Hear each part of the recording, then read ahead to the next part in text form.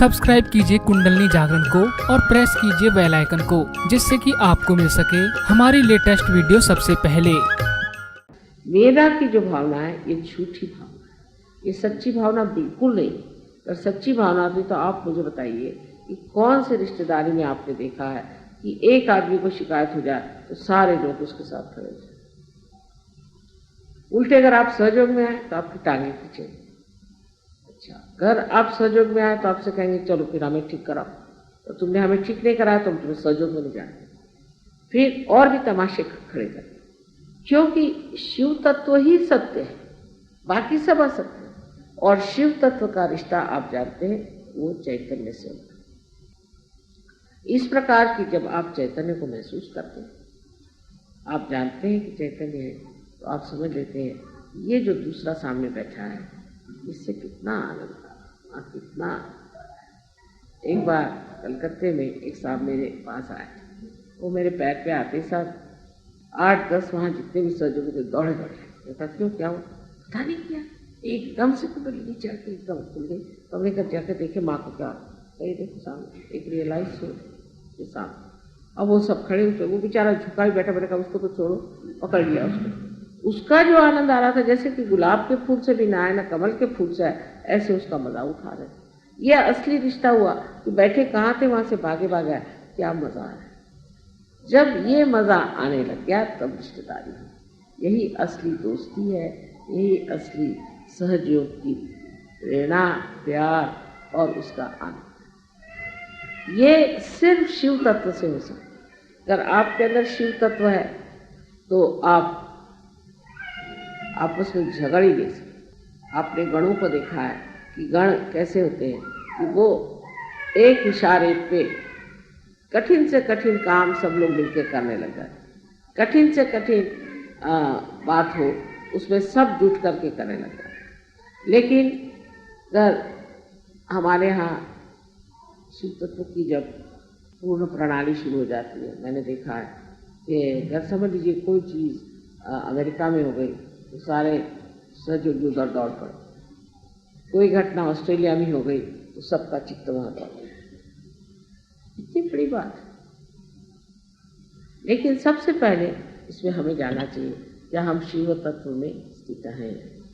शिव तत्व में स्थित होना माने मैं नहीं कहती कि आप सन्यासी बाबा बन के आते थे, पर अंदर से संन्यास का भाव आना चाहिए। अंदर से संन्यास आने भाव का कहना यह होता है कि आप जिस तरह से कि एक पेड़ के अंदर उसकी शक्ति या उसके अंदर का जो सैप होता है वो उड़ता है और हर जगह जाता है, हर पत्ती पे, हर शय पर, हर फूल पर, हर फल पे जाता है, फिर लौट जाता है।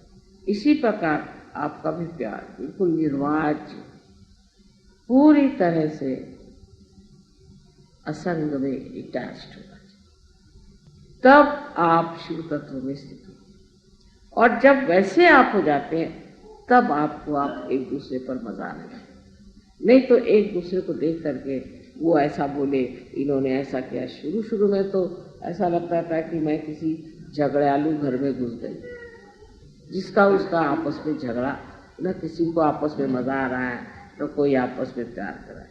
जिसका झगड़ा उससे, उसका झगड़ा उससे। मैं तो देख देख सोचती है भगवान अब मैं क्या, यहाँ कुछ मेरा कार्य तो बनने नहीं। लेकिन धीरे धीरे दिमाग ठंडे हो गए, शिव तत्व अंदर स्थापित होने लग गया और अब लोग आपसी प्रेम को आनंद से भोग रहे और जान रहे कि आपसी प्रेम जो है यही सबसे बड़ी। और रिश्तेदारों का भी अनुभव आने लगा कि ये क्या चीज़ है। अपना रिश्ता एक ही चीज़ से होता है, वो है शिव तत्व से। जिस आदमी में शिव तत्व नहीं, जिस आदमी में वाइब्रेशंस नहीं, जिसके वाइब्रेशंस ठीक नहीं है, उस आदमी से आपका रिश्ता हो ही नहीं सकता। कितनी भी कोशिश कर लें तो भी वो रिश्ता बन नहीं। उसको जब तक उसके वाइब्रेशंस ठीक नहीं हो जाएंगे तब तक आप कुछ भी कर लें, आपको उसके साथ मजा आ ही नहीं सकता। या तो आपके वाइब्रेशंस खराब हो जाएंगे या उसके वाइब्रेशंस खराब। तो आपको ऐसा लगेगा कि इसी के वाइब्रेशंस खराब है तो क्या मेरे खराब हो गए, मेरे खराब है तो क्या इसके खराब हो गए, और एक तरीके से भ्रांतिमय स्थिति आ जाए। आपको यही समझ में नहीं आएगा कि वाइब्रेशंस किसके खराब है। तो इसलिए ऐसे आदमी जिनके की वाइब्रेशंस ठीक नहीं, उनसे दूर रहना चाहिए। उसमें कोई किसी को बुरा नहीं मानना चाहिए, उसमें दोनों का लाभ है। अगर आपके अंदर शिव तत्व जागृत है तो आप उनसे अलिप्त रहें। इसका मतलब ये नहीं कि आप उनको दुखकारी या बुरा कहें, लेकिन उनका भी शिव तत्व ठीक करना चाहिए और उनसे भी कहना चाहिए कि आप अपना शिव तत्व को ठीक करें। क्योंकि अगर ऐसे लोग बीच में आ जाए तो उसमें कभी भी आनंद नहीं आ सकता। जैसे कि कोई कहे कि दूध में आप दही डाल दीजिए, क्या आ गया? सब तो डिटैच्ड ही है, ऐसा तो होता नहीं। दूध में आपने दही डाल दिया तो दही हो जाए। आप कितनी भी कुछ थ्योरी लगाओ, उस थ्योरी का काम नहीं। उसके सामने जाके प्रार्थना करो, नमस्कार करो, कुछ करो, दूध में आपने दही डाल दिया। और जिन लोगों के वाइब्रेशंस खराब है उनको पूरी तरह से गाइडेंस देना चाहिए, तुम्हारे वाइब्रेशंस ठीक हो जाएंगे, वो सब ठीक हो जाएगा। और तो आपकी शांति और आपके शिव तत्व से वो देख के कहेंगे हाँ ठीक है, ये आदमी कितना शांति में बैठा है, मैं भी ऐसी शांति में क्यों न बैठूं, इस शांति को मैं क्यों न, उसका क्यों न मैं उसका उपभोग हो। इस तरह का आपका जीवन उस शांति में, सादगी में, प्रेममय में जब घुस जाएगा तो दूसरे लोग जिनके वाइब्रेशंस ठीक नहीं, जो अभी इतने बैठे नहीं हैं सहयोग में, वो धीरे धीरे बैठेंगे। लेकिन सबको यही कोशिश करनी चाहिए कि हमारा हित का है, हमारा हित इस तरह से पागल जैसे घूमने में और भटकने में नहीं। उस अविनाशी चीज को प्राप्त करना ही हमारे जीवन का लक्ष्य है। हम इसीलिए सहयोग में भी आए, और सहयोग में आकर के हम अगर आधे अधूरे रह गए तो क्या फायदा, हमने क्या प्राप्त किया? उसने, हम जिस रास्ते पे आए हम पीछे में बैठ गए, मंजिल तक तो पहुंचे।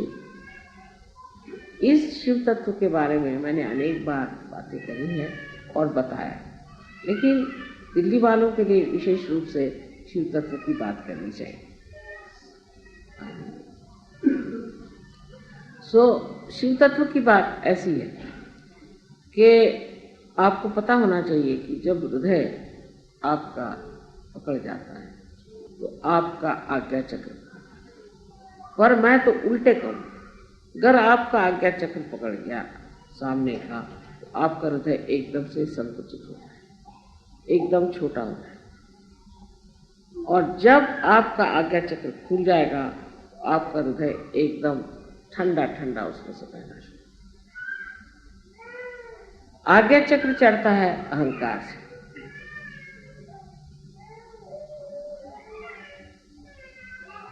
क्योंकि आप इस राजधानी में रहते हैं और सब घोड़े पे सवार लोग हैं।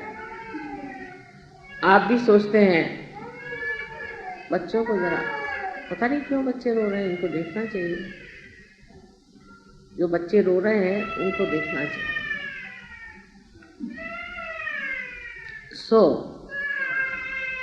दिल्ली शहर में मेरी जब शादी होके आई तो मुझे लगा कि ये कोई अजीब दुनिया है। यहाँ लोग चलते तो जमीन पर है पर गर्दन उनकी ऊपर ही चलती है, और आप जब तक कूद के उनसे बात नहीं करिए उनको कुछ समझ में नहीं आए।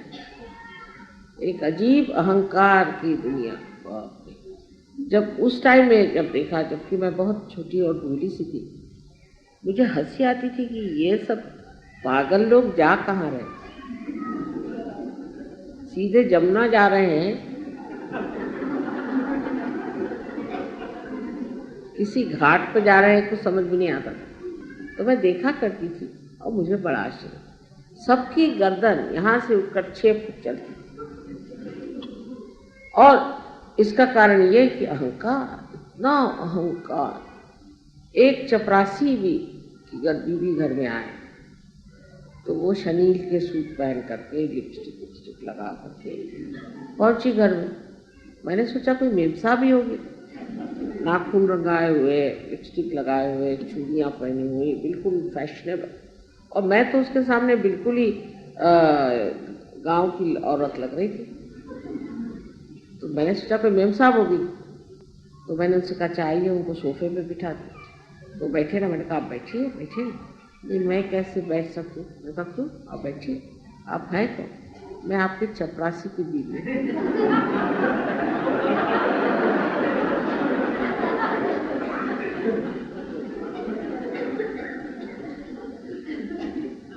तो मैंने कहा कोई ऐसे बैठ जाइए अब आप।